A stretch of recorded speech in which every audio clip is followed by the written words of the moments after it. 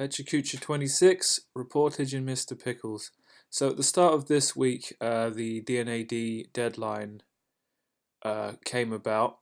I had my work ready to go, but surprisingly, the website wasn't able to take the upload even a day in advance of the deadline. So it's been a strange week, but I did start off doing stuff. So this is my finished first page. I thickened up the line art a lot. I think that's helped. I did a lot of cleanup between the layers so that you can see that the panel outlines and that the background and the characters don't mesh.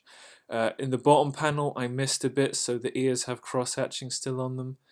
I thickened up the lines on the characters and especially the police car. That helped a lot. I darkened in the road and the flak jackets, anti-stab vests for the police and their hats. Yeah, I think maybe the panels should be thicker, but at this point, who cares? So here we are using the only color in the comic for the faux Picasso, which yeah, it's harder than you'd think trying to parody Picasso even as a joke. Research required even for that. Turns out D&AD briefs usually want it to look good on a laptop screen, so I needed to do something landscape, but I didn't. But if you slightly shrink my pages, they all fit. And since you need to see them all at the same time to know what's going on, maybe this is a blessing in disguise. Who can say? So, we were supposed to be finished with our reportage project this week, but I'm not because I couldn't care less. But I tried to do some mock-ups for a presentation. So, I was kind of thinking to have a set of 6 monoprint things with a little hint of colour that kind of show kind of my experience of going on the Derive.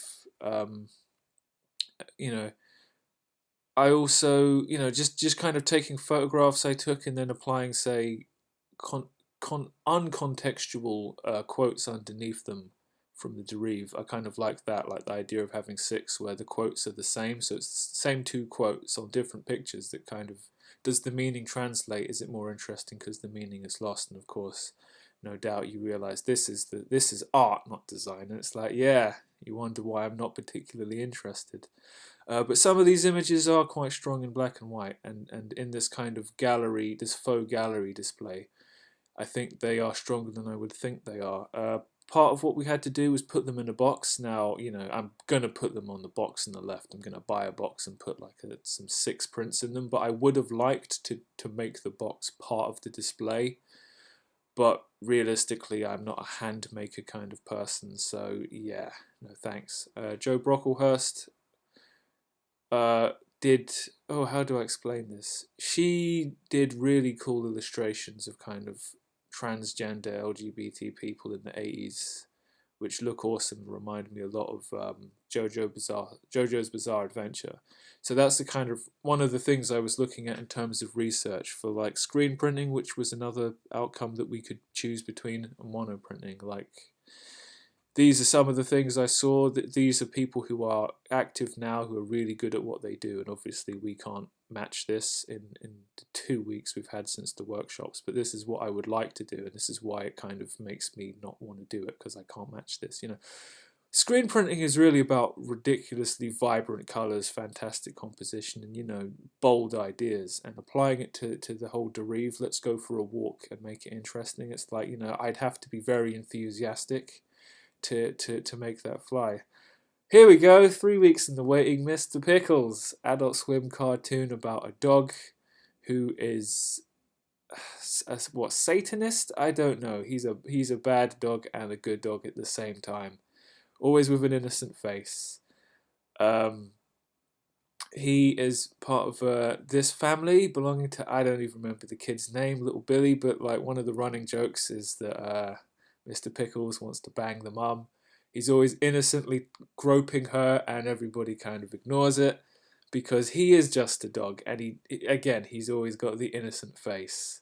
It's this kind of humour that's pervasive. And again, look at that innocent face while he is dancing on a birthday cake with 7 heads on his arms and legs. What is not to love? I mean, this. I think this really is the swan song of our generation. You either think this is repugnant or you just adore it. and I know I am beyond saving. The extended cast of characters are a big part of why Mr. Pickles is so good as well. The police detective, the weird homeless chick, the black guy who's like somehow old school and ghetto at the same time. It's the quality of the adventures week by week. Mr. Pickles, go watch it and die. You'll die. Assy McGee, I watched the first episode and I laughed so hard it was dangerous for my health. It was when you see something that catches you completely off guard and you just think, why are they doing this? This doesn't make sense. I'm trying to make it make sense and it just makes it funnier. Frisky Dingo is something that I saw back in the day. I always, I think the art style is amazing. Maybe it's just a two-tone shading. In fact, one-tone shading. Mid-card Adult Swim thing. Funny, not as funny as Mr. Pickles, but funnier than, say, C-Lab 2021. So here are the latest Holy Crapola pages that I have to respond to from James. What's happened? I've almost forgotten. Impact has one-shotted Darth Vader. The Emperor's like, oh damn, it's all going to hell. So now he's brought out his robo suit and he's going to fight Impact and Montage. And now I have to respond. Okay, so to-do list, reportage. I need to finish this thing so I can do my final project and maybe pass the course. Holy Crapola, of course, that's the immediate future. That's today, tomorrow. Mostly tomorrow, because I kind of have Mass Effect Andromeda. Not that that's worth playing. Dissertation, got my feedback. Got to do something about that. And then I need to really start talking to people about how to avoid getting a real job ever again. And yeah, like I said last week, I'ma just whack a little image on the last page so you can just ignore everything I say, look at the meme and go, ah ha ha! That's why I'm wasting my 6 minutes watching this, right? So that brings us to the end of Pecha Kucha 26. I will see you next time.